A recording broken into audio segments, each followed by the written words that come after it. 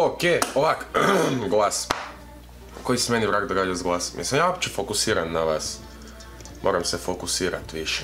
Sad sam fokusiran, jel jesam? Valjda jesam, dobro. OS2, ili ti opasnosti električne struje, dvojka. To je 4, dvojka. U prošlom videu smo vidjeli ovo napajanje tu. Ovo napajanje kak kuri kroz foliju.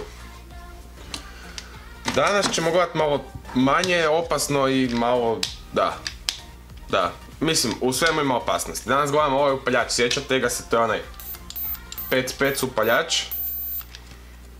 Sad, ko je, kao što vidite, on baca baš ono, vidi se iskra. Što ste vidjeli, linkat ću video dolje u descriptionu i ću staviti annotation tu gore negdje na ekran. Negdje, vidit ćemo.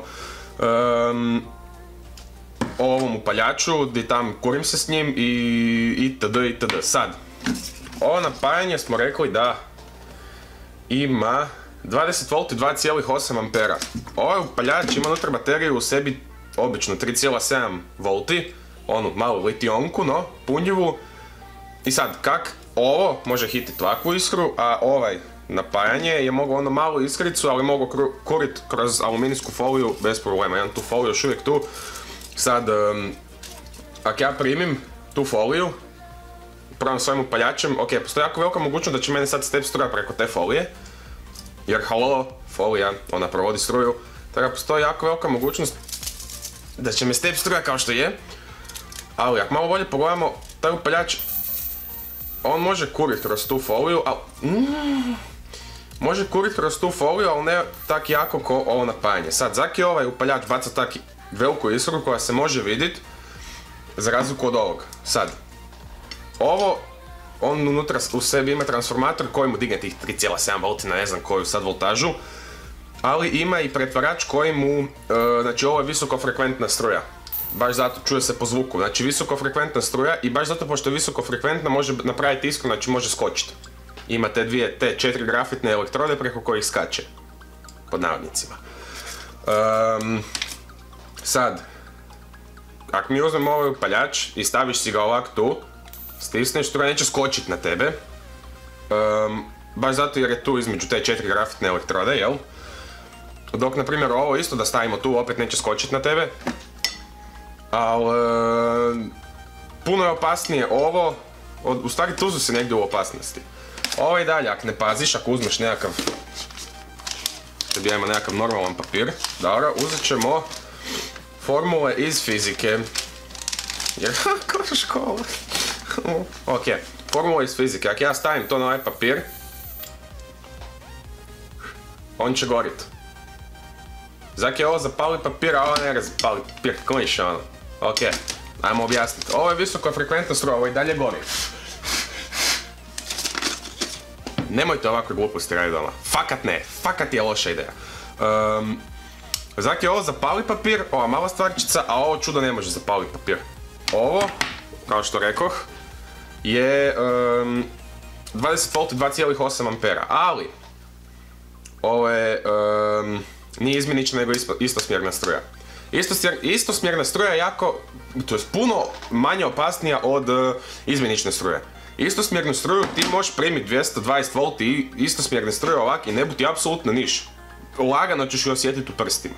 Dok ako primiš 220 izmjenične, jel, letiš preko sobe i grče ti se mišići. To nadam se da neće biti u sljedećem videu. A vidit ćemo, ostanite pa ćemo vidjeti, hoćemo se trest sa utičnicama. Nadam se da ne. Dok ovo, on pretvara istosmjernu u izmjeničnu struju. I baš, znači, dok ju pretvara preko transformatora u izmjeničnu struju, odmah podiže i frekvenciju tak da može, visokofrekventno, da može struja skočiti.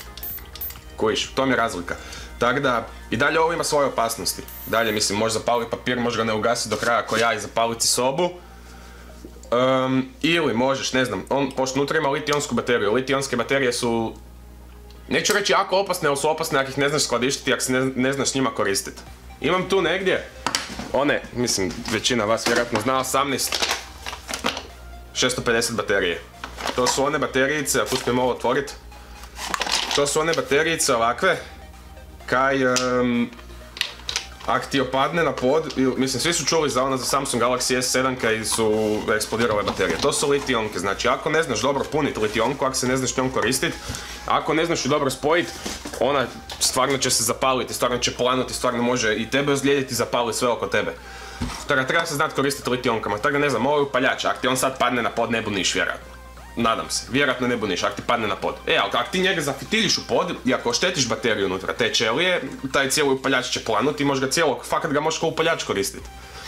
Kužiš? Ne samo ovak, nego ga hitiš u pod i ako ti se on zapali, dalje ga možeš koristiti kao upaljač, tako da super stvar. Šalim se, nemojte baciti ove upaljače na pod, fakat jednom kad ti grune ne možeš ga više koristiti.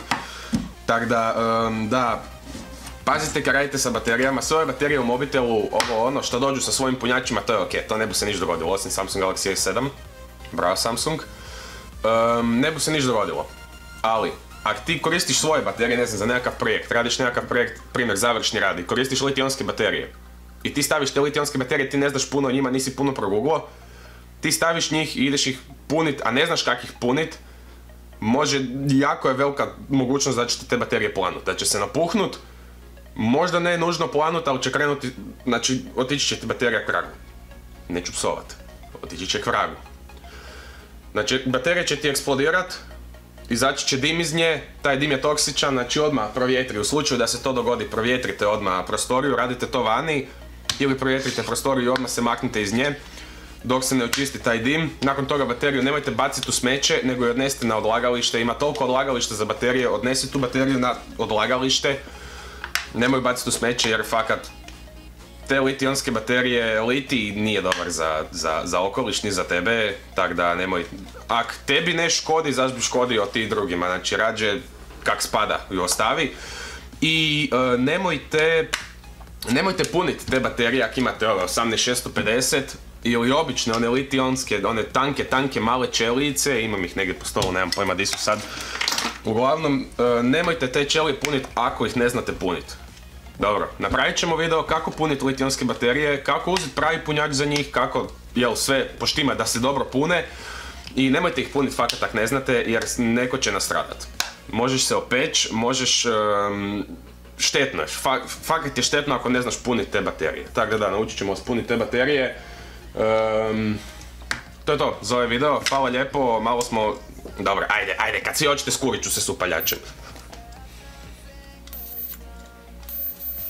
Neću reći da jako peče, mislim ne peče opće ko struja, nego baš peče ko da te neko... smrdi, zato jer ti skuri prst. I... ne peče ko da te struja stepla, nego pecka ko da je neko uzeo iglu i ovak te pika u prst sa iglom. Tako da, hvala na gledanju, like, share, subscribe, pokušavamo proširiti kanal, to sam vam rekao u prošlom videu. Znači samo, recite prijateljima za kanal, nek oni pogledaju, nek oni kažu svojim prijateljima, jer po meni ovi videi su korisni da se neko od vas ne ubi sa strujom, jer ima uvijek takvih. Da naučite malo više o struji, da skužite, struja nije fakat, struja stvarno, ljudi misle da je struja opasna, ljudi pod struja misle ovo, 220, ona je opasna, ako si budala, ako se ne znaš njom koristiti. Ako ti sad ideš primit fazu i nulu ovak s rukom, naravno da je opasna. Ali ako ti primiš nulu i ne znam, bilo kaj metalno ne buti niš. Ako primiš fazu i imaš gumene čizme, džonove, bilo kaj, i dalje ti ne bu niš, zato ki ne bu struja probila. Evo, ako si ti budala, ne znam, i igraš se sa strujom, a stojiš na metalnim lojtrama, naravno da bu te stepla struja i da buš opal dolje mrtav. Tak da, ljudi misle da je struja opasna, struja fakat nije toliko opasna koliko ljudi misle da je. Tak da tu ćemo vas naučiti šta je opasno kod struje, šta nije i kako se s njom koristiti. Tak da na kraju možete, nešto doma napraviti ako, ne znam, krepa vam žarulja ili tak nešto, ne mislim sad mijenjati žarulju. Ali ako vam krepa grlo od žarulje, da znate zamijeniti to grlo od žarulje bez da zovete majstora ili bez da vas ubi struja. Tako da, hvala na gledanju, like, share, subscribe, rekoh, pokušavam proširiti kanal, pridonesite prijateljima. Pardon, fakat pardon. I da, to je to, hvala na gledanju, vidimo se. Čujem pčele.